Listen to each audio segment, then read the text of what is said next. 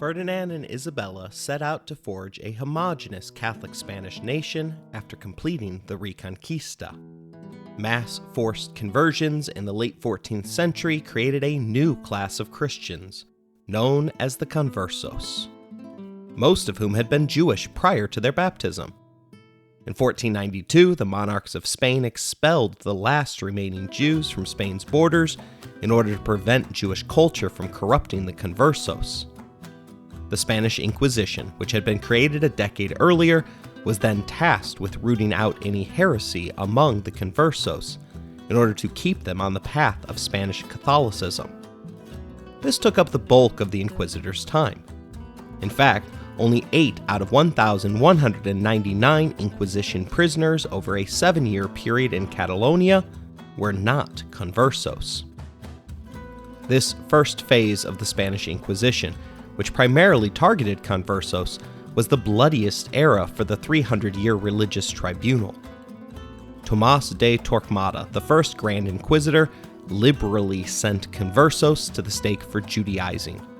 The majority of the 2,000 that were relaxed by the Inquisition occurred during the institution's first chapter. By the 1540s, the job that the Inquisition had been assigned was complete. But the story does not end there, as the Inquisition continually evolved to face down new supposed menaces. After Judaizing Conversos had vanished from the Spanish homeland, the Inquisition turned its attention to the heresy of the Old Christians and the looming threat that the Protestant Reformation posed. After facing down these dual threats, Muslim converts became the new target du jour. Finally, in its fourth phase, during the 17th century, the Inquisition turned its torture devices upon the practitioners of witchcraft.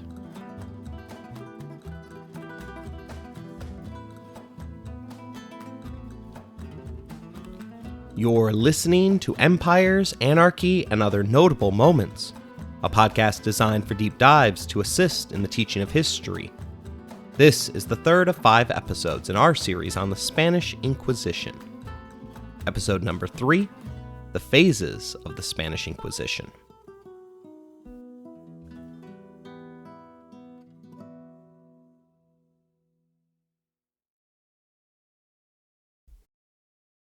The Inquisition had been created for the sole purpose of eliminating Judaizing. Through it, Ferdinand and Isabella had managed to create a powerful police force whose loyalty was solely to the crown. Although it was not often utilized in such a manner, the Inquisition was a potential threat to any Spanish man or woman. It only took one religious misstep, one forgotten mass, one time eating meat on a wrong day, or one prayer misspoken for the Inquisition to detain you. As such, subsequent rulers didn't want to give up one of their most formidable tools to keep rival claimants in check. Additionally, the Inquisition was a potential money-making device for the crown, as the sovereigns were entitled to 1/3 of all confiscated property. The Holy Office, on the other hand, received no operating budget from the ruling regime, and instead persisted via the fines that it levied out, along with the property that it confiscated from proven heretics. Even with these dual flows of income, the institution only managed to scrape by. In fact, the only time that the Inquisition made a profit was during the very beginning, during which many wealthy conversos were sent to the flames. The arrest of conversos had begun to dry up by 1540, forcing the Inquisition to find new groups to levy fines against, as their jobs literally depended upon it. They first turned their focus towards the Old Christians. The majority of the trials during the latter half of the 16th century were for palabras deshonestas, which is a fancy way of describing unseemly talk, such as blasphemy, scandalous remarks, as well as jokes that were deemed to be in bad taste regarding the faith. As inquisitors fanned out across the countryside searching for criminals and heretics, they found a Spanish population that was largely ignorant of the fundamentals of their faith. In 1539, an inquisitor in Vizcaya reported that I have found men aged 90 years who did not know the Hail Mary, or how to make the sign of the cross. There are quite a few American Christians that might have trouble with the Hail Mary, but if you can't figure out the sign of the cross, then you definitely haven't been paying attention at Mass. There were some legitimate reasons for these failures among Spanish Catholics. Foremost among them was the fact that there wasn't yet a singular uniform language yet in Spain. Many rural parishes lacked quality clergy members, and in Catalonia and the Basque regions, most parishioners spoke a different language than the priests.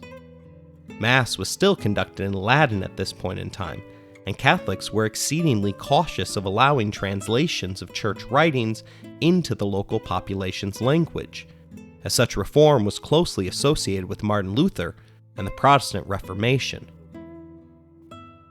Faced with clear evidence of religious ignorance, the Inquisition began to flood out of their offices and torture chambers to serve on mission trips throughout rural Spain. The Jesuit Pedro de Leon reported meeting Spanish inhabitants that lived in caves, dressed like Indians, and lived devoid of all sacraments. The Holy Office, however, was solely ill-equipped for this effort. After all, they were a punishing body, meant to deter heresy, not to serve like a religious outreach group. They were regarded by their constituents as an alien body that had come to frighten and terrorize. In other words, they were feared rather than loved. While Italian Niccolò Machiavelli may have found it safer to be feared than loved, it meant that even the successes of the Spanish Inquisition were always at least partially flawed, for their victories only came out of intimidation, rather than a place of understanding. The Inquisition's process for rooting out sinners among the Old Christians was the same as it had been for conversos. The Inquisition's imminent arrival would be announced 2 weeks prior by local parishes. Once they arrived, a 30-day period called the Edict of Grace would begin. This was where all citizens were encouraged to denounce and report any sins that they were aware of. The prosecutor then proceeded to go through all the self-denunciations and anonymous condemnations of others, and then decided who to pursue prosecution against. In the initial phase, the Inquisitors largely ignored the sins of non-conversos. Now they focused on them. From that point, an investigatory phase would begin. Then arrests were made. Property was confiscated to pay for the lodging and court fees. Confessions were sought. Some torture was done, and only then was the necessity of an auto de fe discussed. One of the best ways of looking at the Spanish Inquisition is as a social control experiment. In Catalonia from 1578 to 1635, nearly 1/3 of the 996 citizens that were disciplined by the Inquisition were in trouble for what they had said, rather than for anything that they did. In other words, the Inquisition was punishing people for thoughts, rather than deeds. Cursing through a game of chance, sexual advances towards a young lady during a religious holiday, eating meat on Fridays, and talking obscenely about the Virgin Mary were the typical transgressions within the thousands of cases that were pursued.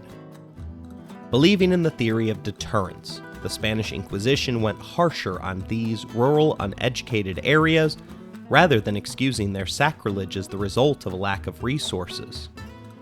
There's some evidence that this form of social control and criminal deterrence worked.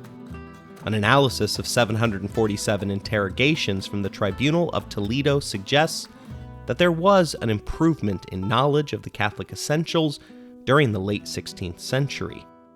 Before 1550, only about 40% of those questioned were able to repeat the basic Catholic prayers. By the 1590s, nearly 70% were able to recite the Our Father, Hail Mary, the Creed, the Salve Regi, as well as the Ten Commandments. The Inquisition also attempted to indoctrinate the Spanish countryside with its own morals. Simple fornication, i.e., voluntary intercourse between two unmarried adults, was not prohibited by the Spanish civil courts. In fact, prostitution was legal during this time in Spain, but the Holy Inquisitors felt that it disrespected the holy sacrament of matrimony. Thus, while the government courts ignored the actions of consenting adults, the Inquisition focused on it.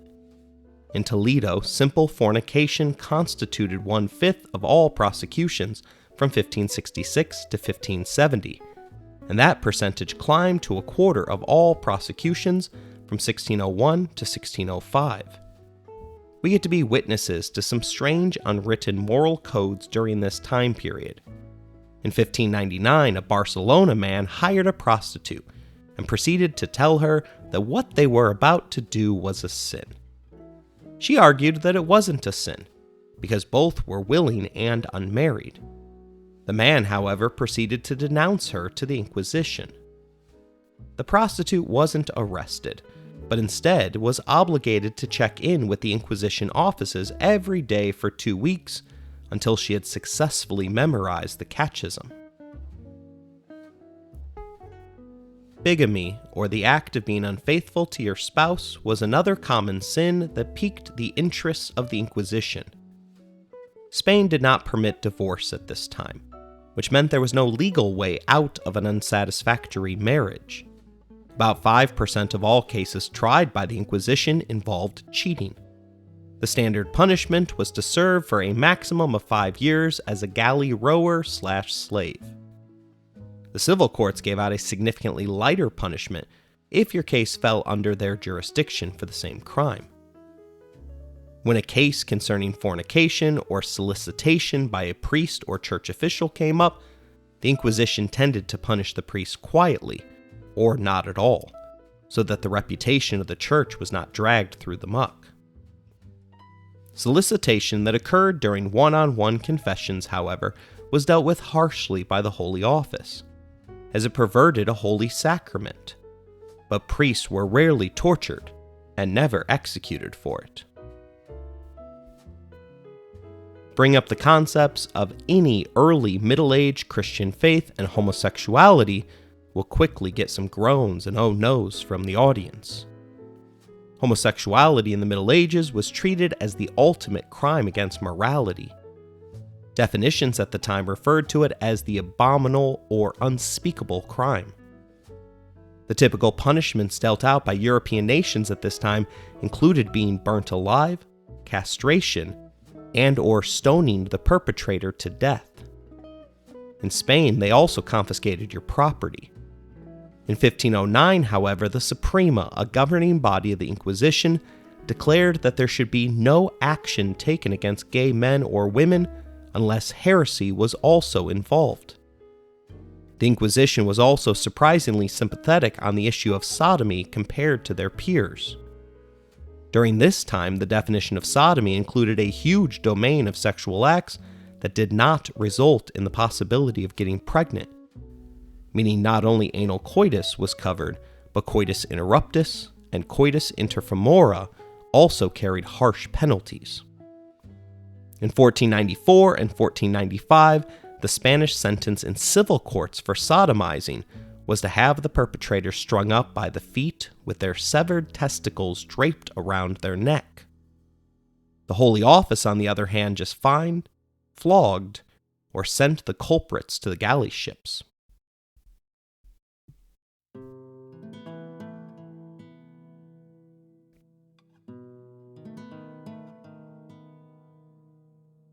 Around the same time that the Holy Office was dealing with the ignorance of old Christians, a new threat emerged to Catholic Spain. Desiderius Erasmus, the father of humanist thought, became famous for his writings and actions during the 1530s. Those writings were widely sought after throughout Europe and the Iberian Peninsula.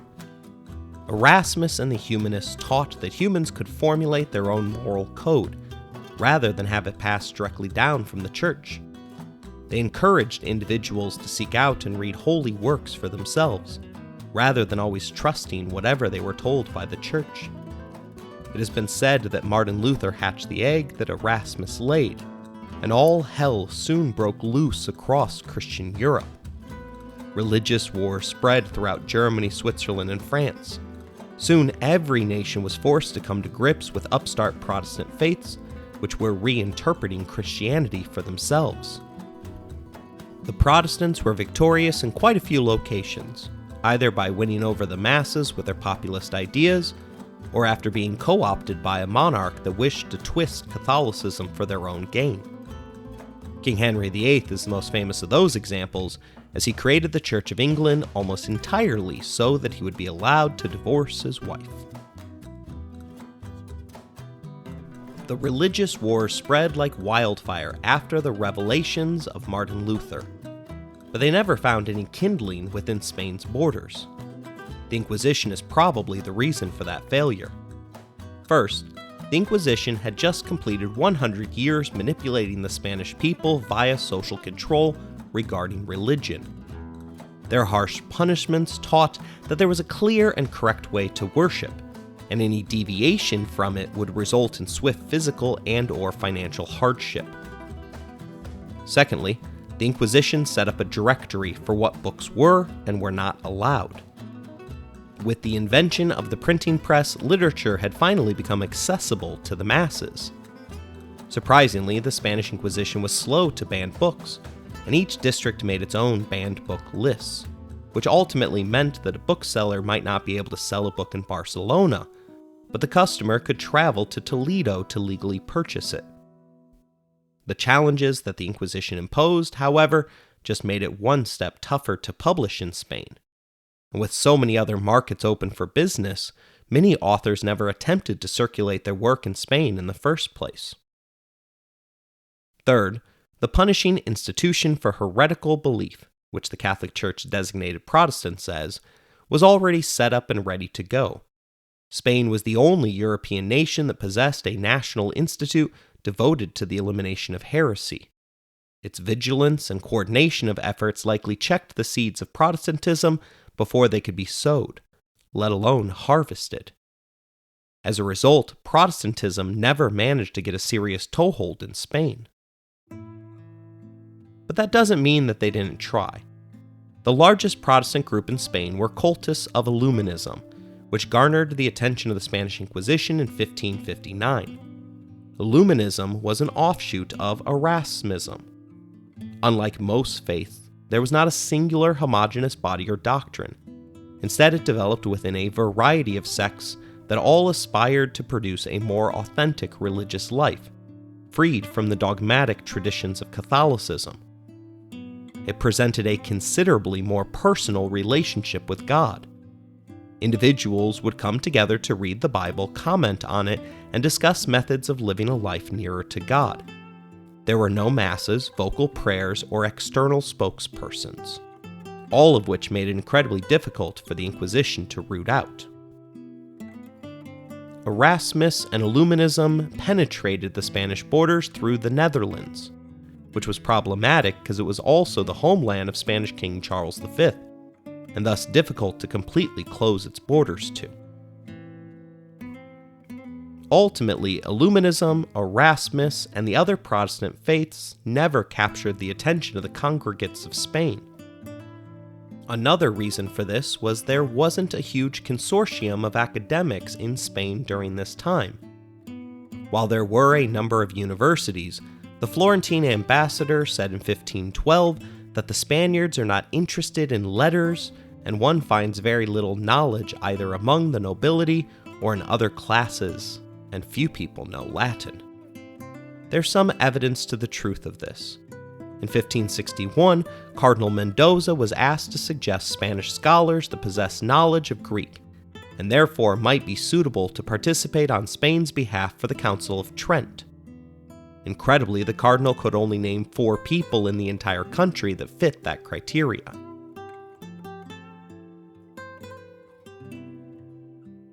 There were flare-ups that caught the Inquisition's attention, but nothing compared to the trials from the Conversos era. In 1558, Protestant groups were discovered in 2 of Spain's largest cities, Valladolid and Seville. However, those that were arrested were treated as rebels by Queen Joanna rather than as heretics. 14 of them were condemned to death. The next year, a few dozen Lutherans were burnt at the stake, which led to an outpouring of public support from European Protestants. This marked the beginning of anti-Inquisition propaganda, which still colors our thoughts regarding the Holy Office. giving birth to what became known as the Black Legend. We'll explore that element of the Inquisition in our next episode. Significantly, nearly every single person that was implicated by the Inquisition in a Protestant group was a converso. Protestantism was never able to successfully break through to traditional Spanish Catholics. Even in the late 1500s, the conversos were finding it difficult to find their place within Spanish Catholicism. In 1562, there were 88 cases of Protestantism that were punished. Of these, 18 were burnt in person. Among them was a church official and 4 of his priests. This occasion was marked by a sizable auto de fe that sought to warn the nation of the gravity of the situation. It also served to buy the Inquisition more time, as the old and ailing Inquisitor General Valdez used the event as a propaganda mission, which enabled him a heavy hand to stamp out the Protestant threat.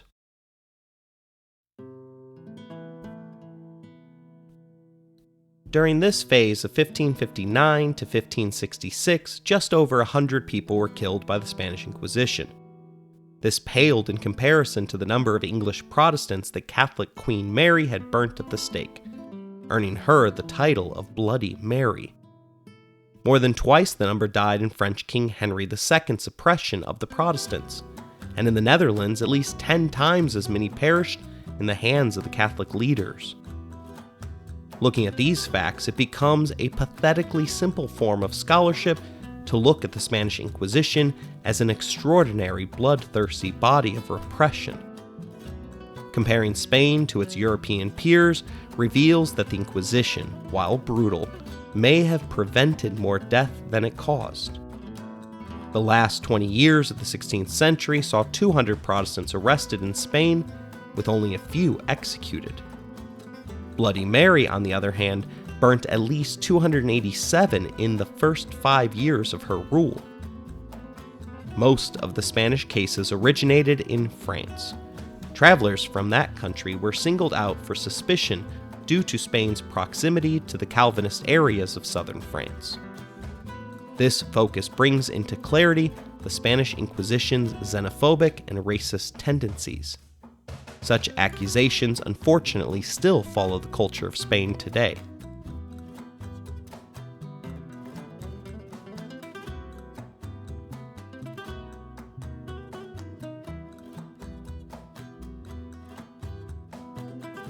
The third phase of the Inquisition finally got around to chopping off the third leg that held up La Convivencia, the period where Jews, Christians, and Muslims had lived within one land in relative harmony.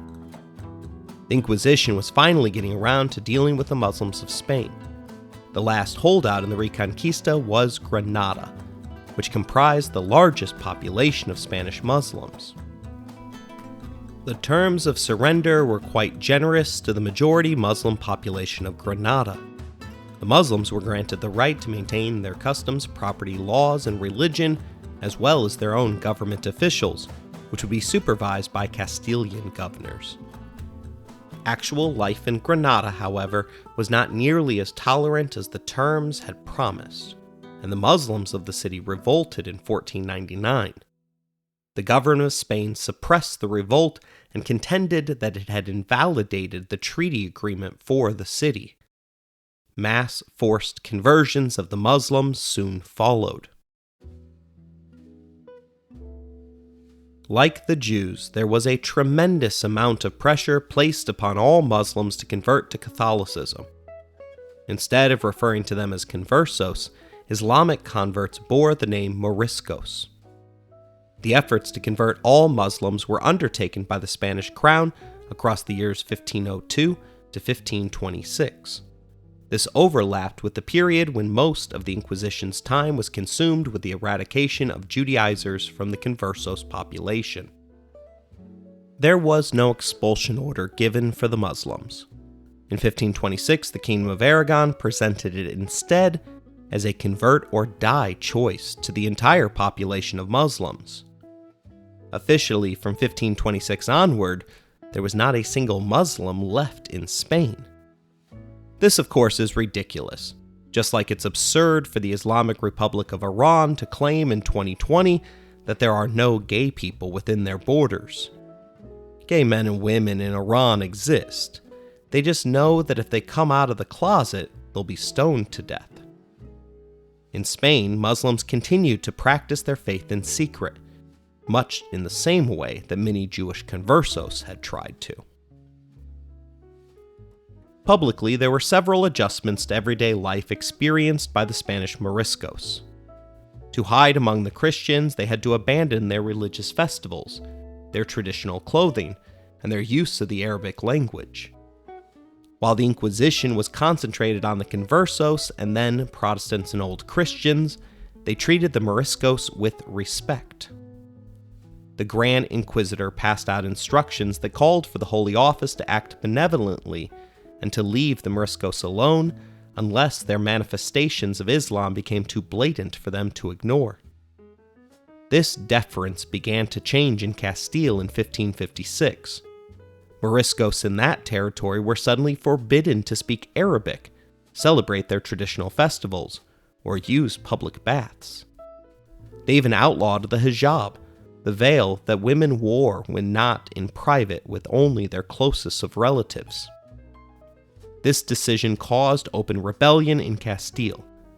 The subsequent struggle resulted in a Morisco defeat, after which Spain began to forcibly relocate them to other parts of the country. This was designed with the expressed purpose of preventing another uprising, as well as to aid the conversion of the Moriscos by isolating them. But it had the opposite effect. Suddenly, sizable numbers of Spain's hardest workers were scattered throughout Castile. The Moriscos became instant competitors to Old Christians in the labor market. This did not help, as they were already perceived as being half-hearted, or, quote, bad Christians. Many of the Moriscos additionally had trouble fitting in because they didn't speak Spanish. All this served to marginalize and radicalize them. The church began to regard the Moriscos as a new kind of fifth column to the church and began to treat them as internal enemies who were ready at the moment to join the Turks or Protestants if either raised arms against Spain. Soon, meetings at the very top levels of government were convened, and all options were placed on the table. They even discussed such radical options as castration for all Spanish Moriscos, as well as deporting all of them to the New World. Ironically, it was the Inquisition that tempered the craziest ideas. The Grand Inquisitor shot down such radical actions because the Moriscos were Christians. They might have been bad at being Christian, but the Holy Office still viewed them as such because they had received the sacrament of baptism. Ferdinand sided with the Grand Inquisitor, stating that if your horse trips up, you don't uncase your sword to kill him. Instead, you give him a smack on his flanks. So in my view, and that of the Queen, is that these Moors will be baptized. And if they don't become Christians, their children and grandchildren will. The decision came down, and Spain saw a repeat of the events of 1492, as they expelled any Morisco in Granada that wasn't willing to fully adapt to Spanish Christianity. Unlike the Jews, the Moriscos could take with them all of the possessions and cash that they could carry. Credible estimates believe that 300,000 Moriscos left. That equates to less than 5% of the total population of Spain. The single largest group, 40,000, went to Morocco, where they were badly received on the basis that they were Christians. The Moriscos that stayed were granted legal equality with Christians, but were denied the right to carry arms and were put under intense pressure to prove their Christianity by abandoning their culture. Mass bonfires of Arabic books were ordered by royal decree in 1501.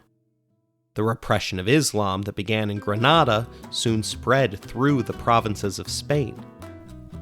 Isabella abolished the plurality of faiths in her dominions and passed various decrees designed to modify the cultural identity of the Moriscos, including their use of Arabic, their clothing, their jewelry, the ritual slaughter of animals, and circumcision all came under attack.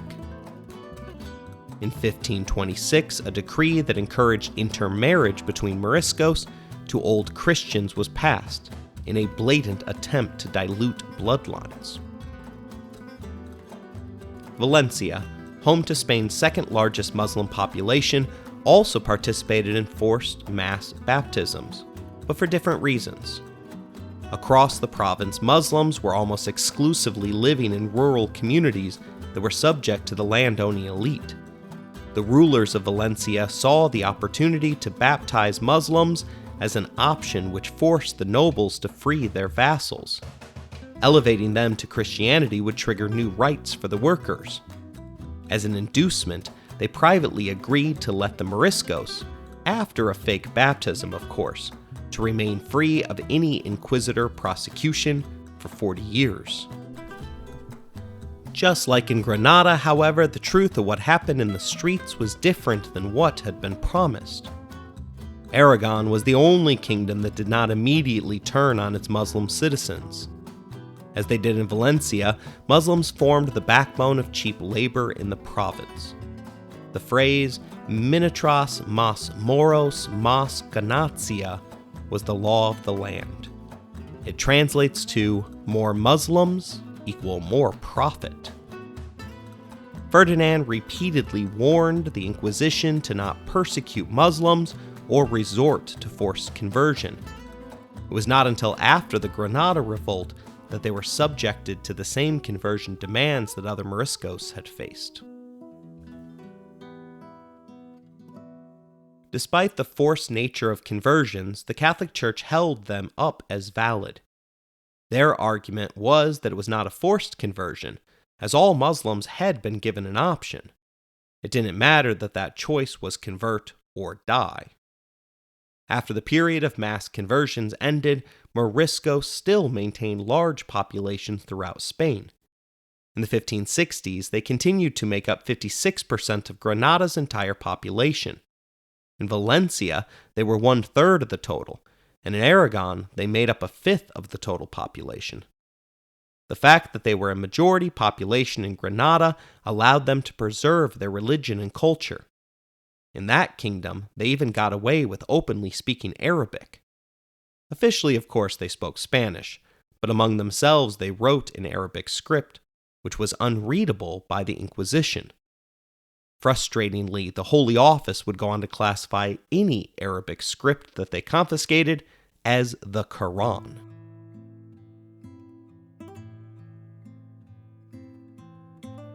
In 1571, Moriscos were granted a brief respite from Inquisitor efforts. A Concordia was passed in October, by which, in return for an annual payment of 2,500 ducats, they would not confiscate the property of Moriscos on trial for heresy. Monetary fines could still be leveled, but an artificial ceiling limited the fine to 10 ducats only. This annual payment was one of the first streams of consistent revenue for the Inquisition. It also acted as a pressure release valve for Moriscos that wanted to clandestinely retain their Islamic faith. In 1504, a fatwa, or religious ruling, was handed down in North Africa. This fatwa ruled that during times of persecution, Muslims could conform to virtually all outward rules of Christianity without reflecting a change in their true faith. In other words, their faith had given them the blessing to falsely pretend to be Christian. This ruling circulated across Spain as an illegal pamphlet in the 1560s. In 1513, the Archbishop Talavera of Granada even allowed the singing of Arabic hymns during Mass and the opening greeting of "The Lord be with you" having been spoken in Arabic. In 1541, the Admiral of Aragon, Sancho de Moncada, was reprimanded by the Inquisition for constructing a mosque for his Morisco workers. He went so far as to personally instruct them to pretend to be Christians externally. The difference in this positive encouragement for Muslims to hang on to their faith, while the Jewish faith was systematically deconstructed, was purely economic in nature. Spanish Muslims were responsible for a lot of back-breaking labor for little pay, jobs nobody wanted, while Spanish Jews tended to have white-collar jobs that paid well and were sought after by Old Christians. This willingness to look the other way regarding Muslims extended up to the year 1656, when one of the best-selling books in Spain was a seedy romance novel which detailed a love story between a Christian and a Muslim.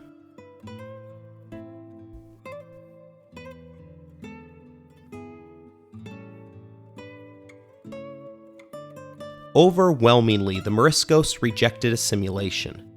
When looking at our multicultural society, it seems insane to obsess over eradicating another's culture. The irrationality of this became apparent to some observers in real time.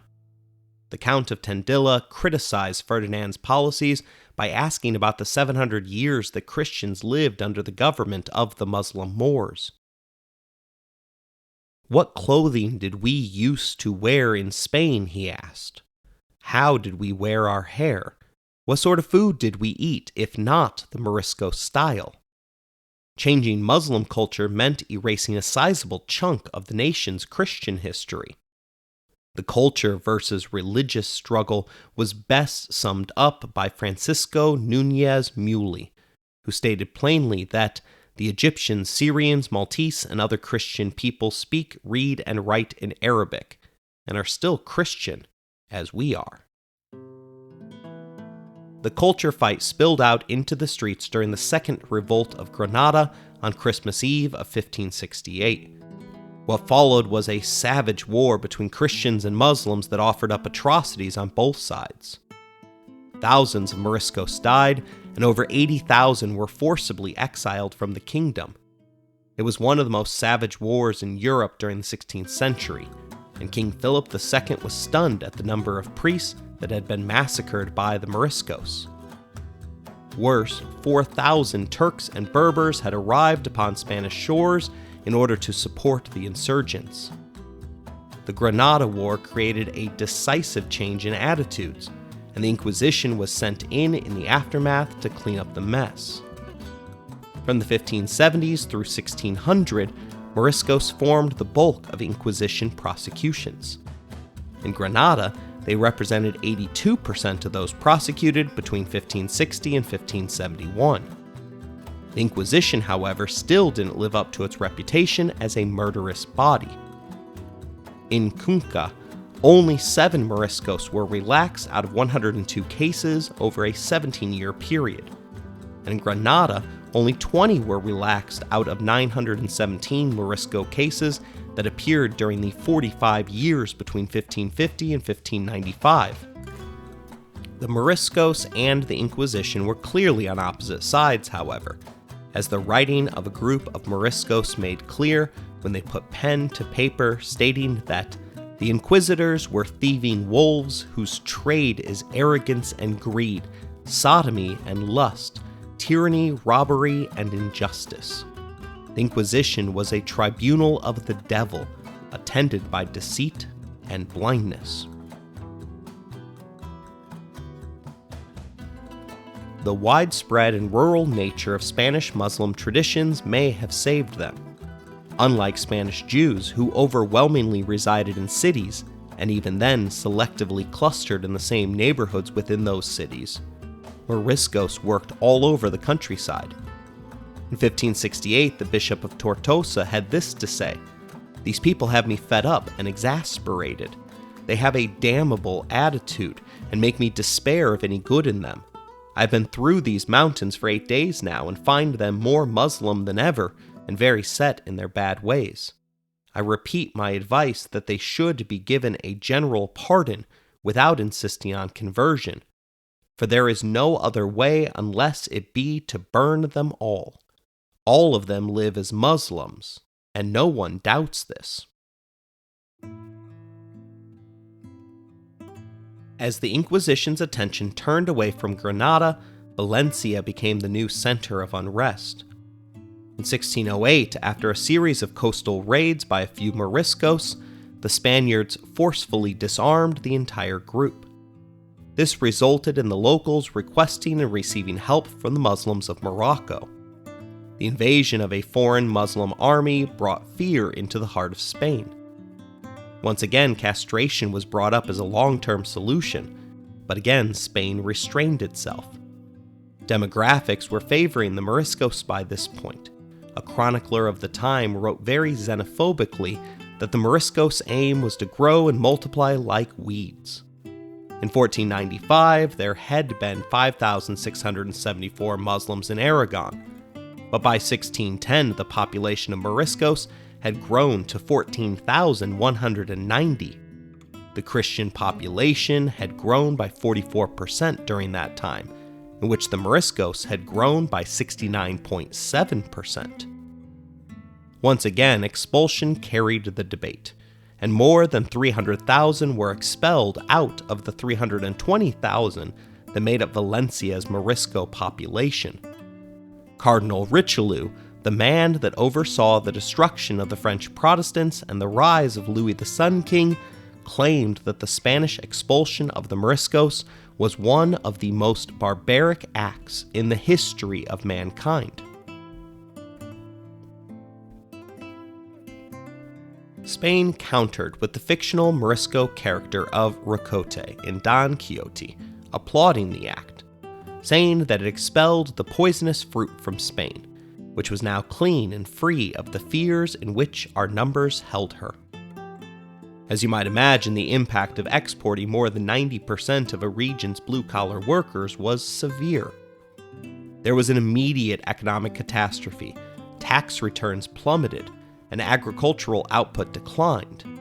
And less tragic, but extremely problematic for our subject at hand, the Inquisition lost its only dependable stream of income, the money that it had been accepting to overlook the indiscretions of the Moriscos.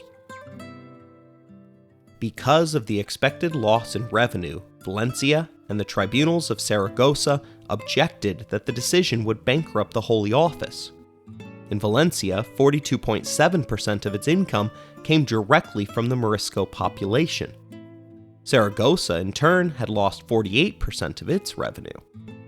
The Inquisition may have spoken up against the expulsion order, but it continued to support the crown. After 1609, the Holy Office gave each Morisco the choice of punishment or exile. Most chose exile, thus ending that chapter in the Inquisition story.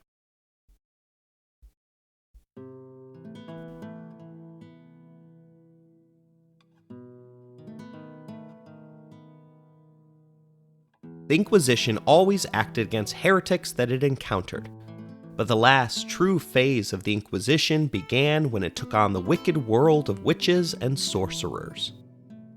Today we scoff at the idea of witchcraft and wonder how backwards and ignorant of science previous generations were, but it is important to put the belief of witches into context. The deeply religious society of Spain believed in miracles that the non-religious would call sorcery. In fact, Christians today still believe in what could be deemed witchcraft.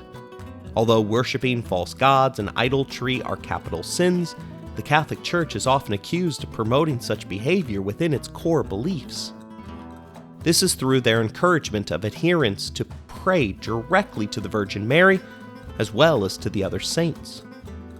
My wife is among the hundreds of millions of Catholics that believe in the small miracles of Saint Joseph, the patron saint of families, carpenters, and working people. I've sold 2 houses during my adult life, and each time my wife prayed to Saint Joseph and then took a small figurine of the man and buried him in the garden upside down. The supposed magic is that Saint Joseph absolutely hates being buried in the garden upside down. Therefore, he uses his powers to help you sell your house quicker. Once the miracle is complete, you then unbury him, dust him off, and send off your thanks and prayer. Unfortunately, my wife forgot to dig him up from the last sale, so if any of this stuff is true, then I'm in trouble when it comes to selling my next house. God appearing via a burning bush to speak to Moses. Jesus rising from the dead after 3 days and walking out of the tomb. water becoming transformed to wine, and fish multiplying to feed a feast are all miracles that churchgoers believed happened. But ask yourself, how much of a difference is there between that and what is labeled as witchcraft? If miracles of God can be done on earth, why can't curses of the devil occur here as well? The point of all this is not to say that witches were real, but that people legitimately believed it was possible that they were real. In the 1600s, witchcraft accounted for 1/5 of all Inquisition prosecutions. The Inquisition purposefully ignored acts of beneficial witchcraft. Potions, charms, and spells to help a girl win the affection of her loved one were all okay, if they did not try to subvert official Catholicism. Non-beneficial witchcraft, on the other hand, had been labeled as a crime of heresy as early as 1370 in Castile. In 1484, Pope Innocent VIII issued the bull Summonis Desiderante, which recognized witchcraft as a disease that needed to be rooted out. And 2 German Dominican friars wrote one of the most influential books in European history, the Malleus Maleficarum, or the Hammer of Witches. This work of pseudo-history contained a compilation of case studies involving witches that worked at the behest of the devil. The work fundamentally altered the perception of witchcraft from a delusion to established fact. After the publication of the Malleus Maleficarum, it became accepted common knowledge that witches did exist. They did eat and devour human children. They copulated with demons and flew on brooms to their meetings. Subsequent decrees from popes and bishops codified the belief that the Malleus Maleficarum was a work of non-fiction.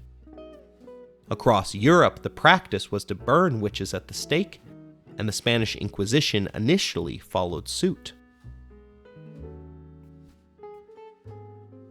In 1520, the Edicts of Grace began to add magic, sorcery, and witchcraft to the list of offenses that locals were encouraged to confess to.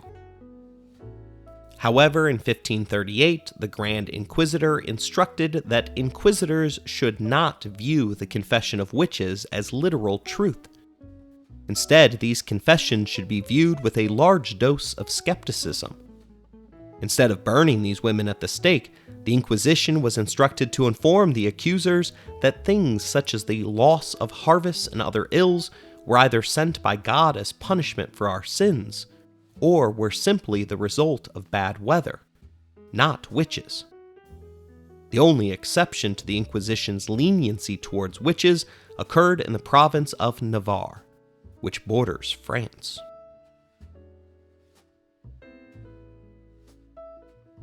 In 1609, 80 witches were burned at the stake in France, and a new book on witchcraft, the Tableau des Inconstances, was published in 1612. Inquisitor Alonso de Salazar Fries found himself caught up in the frenzy created by these public executions and writings. Sorcerers in Spain were soon accused of poisoning children with a green soup made from toads and children's hearts. Witches made the venom after flying to a nocturnal meeting where they proceeded to smear their naked bodies with an ointment after kissing a black cat. In response, Inquisitor Fries delivered 29 accused witches to an auto da fe, burning 6 alive and 5 in effigy. The main piece of evidence in the trial was the word of a hired witch expert who claimed that she could properly identify a witch by looking closely at their left eye, which was the supposed location where the devil left his mark. Upon hearing of the auto da fe, the Grand Inquisitor intervened and sent Inquisitor Fries for correctional training to the other provinces of Spain to see how they dealt with witches. The mission was truly revelatory for the young Inquisitor, during which he took the testimony of 1,802 Spanish individuals who had all claimed to have experienced witchcraft either directly or indirectly. After some serious legal examination of the testimonies that had been collected, Fries confessed that, I have not found the slightest evidence from which to infer that a single act of witchcraft has really occurred. Indeed, my previous suspicion has been strengthened by new evidence from the visitation, that the evidence of the accused alone, without external proof, is insufficient to justify arrest, and that 3/4 and more have accused themselves falsely. I also feel certain that under present conditions there is no need for fresh edicts, or the prolongation of those existing which would make the disease stay in the public mind every agitation of the matters which is harmful and increases the evil. I deduce the importance of silence, and reserved from my experience that there were neither witches nor bewitched until they were talked and written about. This once again suggests that the Spanish Inquisition was not looking to burn first and ask questions later. Pedro de Valencia, a scholar, reported that there was a large degree of mental sickness in the witchcraft events that had previously happened in Navarre. He advocated for any arrested witch to have a thorough medical examination. The Inquisition, therefore, was ahead of its time, but that doesn't mean it was particularly enlightened. Valencia discussed his cure, saying that their conduct is more that of madmen rather than heretics, and should be cured with whips and sticks rather than sanbenitos. As the Inquisition stayed its hand of justice, the rest of Spain stepped in. The Spanish civil courts still executed accused witches when they fell within their jurisdiction. The civil courts hung them rather than burned them, and the numbers executed by the secular authorities are unknown. Compared to both the Spanish courts and the rest of medieval Europe, the Spanish Inquisition was the most protective of witches by a country mile. While this is a positive, there is some disagreement over the intent behind the policy. Historian Trevor Roper argues that witches were treated less harshly in Spain compared to the rest of Europe because societies seek scapegoats for the misfortunes of the time: wars, plagues, famines, and so on. In Spain, Jews and Muslims were blamed for such things. Since they already had their scapegoats, women who flew on broomsticks escaped the blame in Spain. Occasionally, though, the Inquisition did come across a witch who demanded the flames. The last death sentence ever passed by the Spanish Inquisition was one such instance. An old madwoman known as La Beata Ciega, or the Blind Zealot, had confessed to seducing young clerics and performing acts of magic. She was convicted and burnt in Seville after she was garroted for confirming her confession.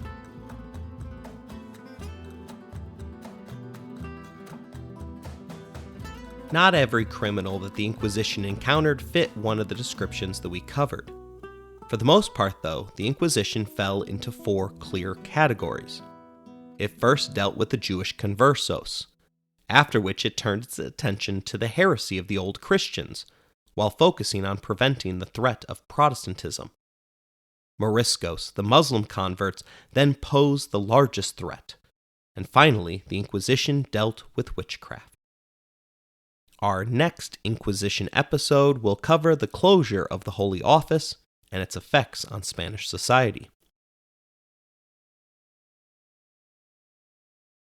I hope you enjoyed today's episode. If you want to interact with the show, you can email us at resourcesbylowry@gmail.com. If you would like to financially support the show, please look in the show description for more information. As always, thank you for listening, rating the show, and spreading the word.